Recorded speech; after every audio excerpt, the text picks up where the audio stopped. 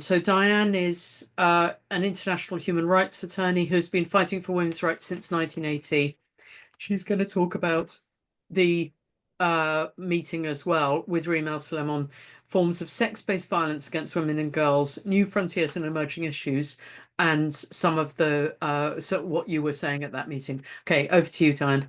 So I won't be very long, but I did want you to see my shirt. This is what an old lesbian looks like.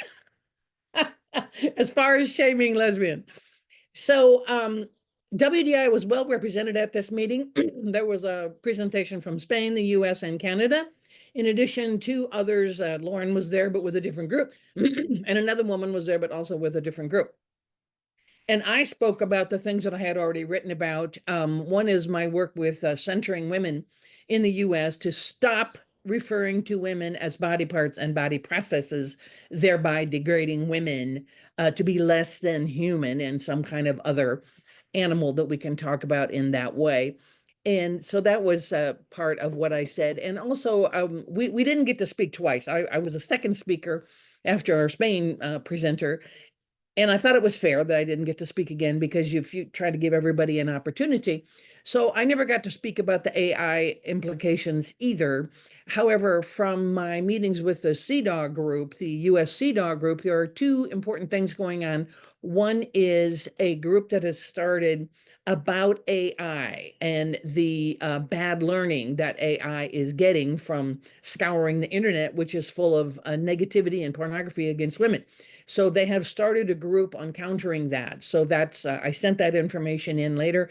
And there's also a presentation about a group, which I haven't yet found, which blocks men on your internet feed, so that if you have a woman-only group, they have figured out a way to identify the males and block them.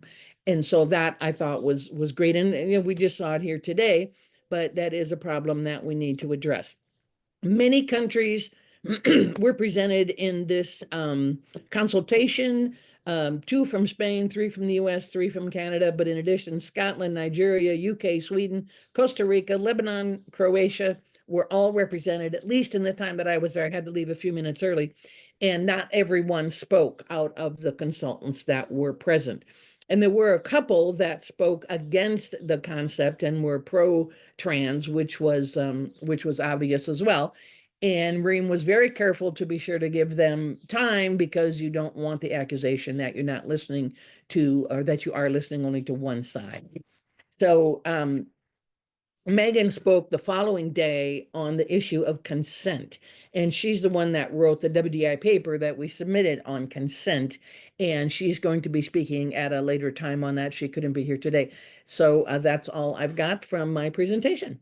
Thank you very much.